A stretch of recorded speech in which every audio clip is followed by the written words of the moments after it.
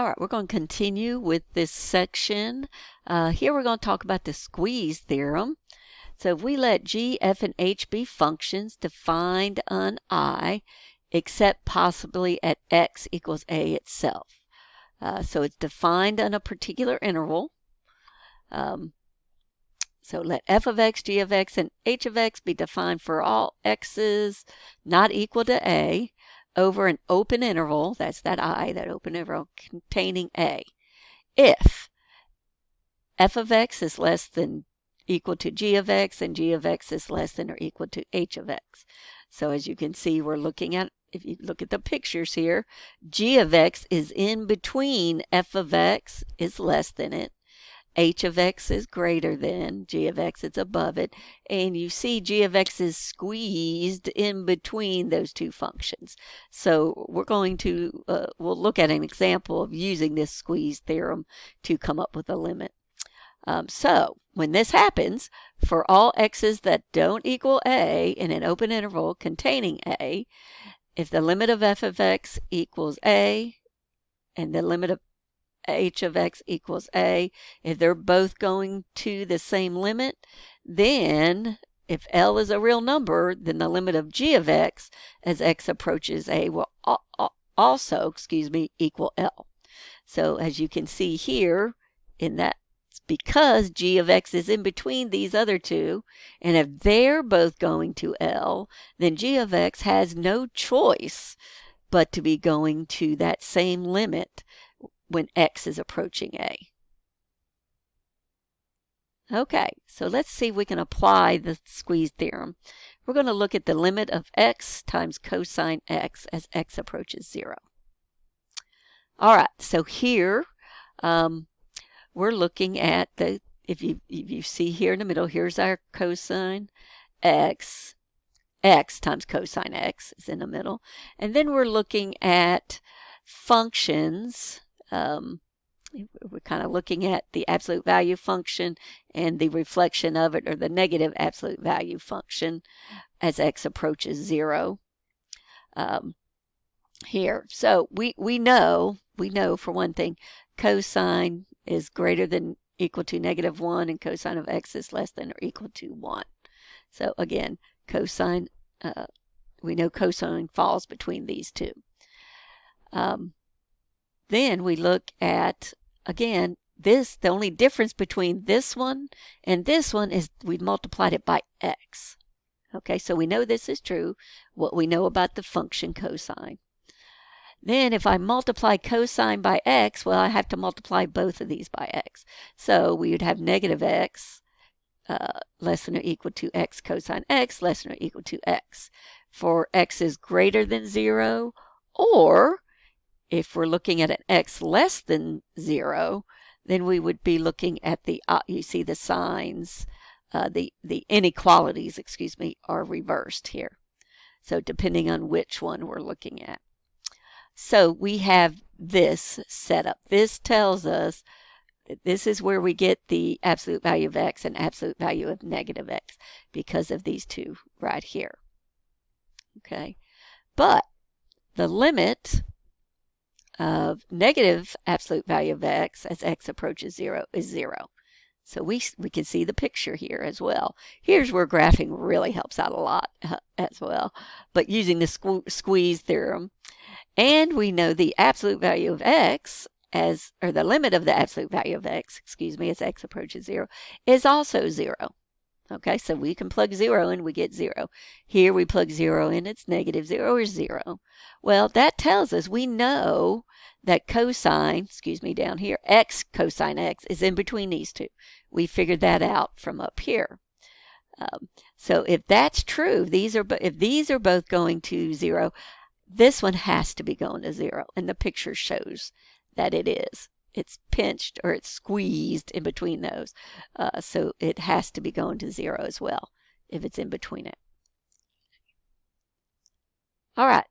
Now here's some important limits that you just need to understand and know. And here's a proof. Now this isn't a proof class that we're doing, but it's good to see why it works all the time or why it's always that. So the limit of sine theta, if theta is going to 0, equals 0. And so here is the proof of that, and it shows if we have sine that's between theta and 0, so that's right here as theta moves, and here's 0.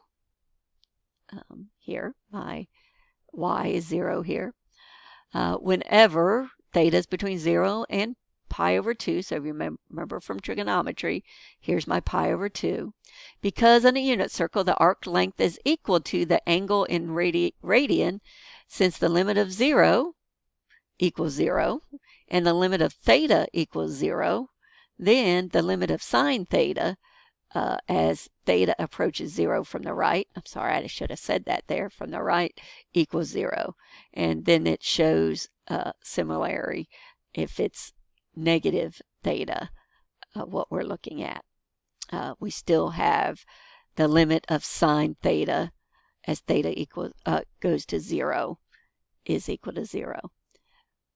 But again, I'm not holding you responsible for the proof, but it is good to see this you need to know, and here's the reason why that is true. Here's another one. Again, the limit of cosine theta as theta approaches 0 equals 1, which again, if you think about, what that is, if we look at our graph, you can kind of see how that works out. Or the proof of it. Using the unit circle, we have theta, which is between sine theta and tangent theta. So again, sine theta, and then it's showing tangent theta here, between 0 and pi over 2. And then theta over sine theta is less than 1 over cosine theta, which is greater than 1. Then we have cosine theta is less than sine theta over theta, which is less than 1. If we inverse these, then since the limit of 1, there's that constant limit, the limit of 1 as theta approaches 0 from the right equals 1, which equals the limit of cosine theta as theta approaches 0 from the right. And similarly, from the left, we have 1, and the limit of sine theta as theta approaches 0 is always equal to 1. So again, these are some good ones, some important limits to know for these particular functions. And then again, here's another one, and I'm not going to go through all this. Again, the proofs. If you remember your cosine, your identities and your functions from trigonometry, this just helps prove that this is always true. Okay, so if you have time, go ahead and look through that proof. All right, let's look at an actual example here. And some important limits. So how do I find the limit of sine theta over tangent theta as theta is approaching pi? So let's look at this. Okay, so remember our limit rules, laws. Sine theta equals 0, tangent theta equals 0. Well, again, there's that indeterminate form. So we're going to see what we can do. So we can rewrite tangent in terms of sine and cosine. Okay. And then, well, what is sine theta? What do we have here? Well, we have this equals the limit of cosine theta as theta approaches pi. Okay. So if you're not sure how we got cosine theta here, so remember this is sine theta over sine theta over cosine theta. So we're going to divide. We're taking sine theta divided by this, which means we multiply by the inverse. So we'll flip it, and it'll be sine theta times cosine theta over sine theta, and the sine thetas cancel. So we're left with cosine theta. And there we know from our important, or the limits, we need to remember that the limit of cosine theta as theta approaches pi equals -1. Because substitute pi in, what's the cosine of pi? And that's -1. Okay, and here's another one.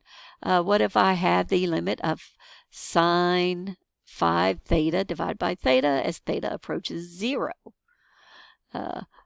Well, we can pull. We're looking at this 5 over 5, right? This hadn't changed it. 5 times 5, that's 1.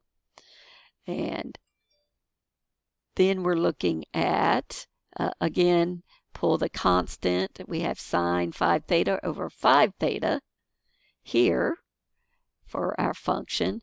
And this ends up being, think about what this limit is. And if you remember, it's 1. This would end up being 1. And so what's the limit of 5? And it's as theta goes to 0, and that is 5.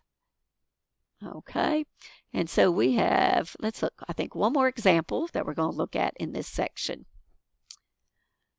All right, what do we do when we have absolute values? Again, if you substitute your 0 in, it's D and E, or it's actually indeterminate because that's going to be 0 over 0. But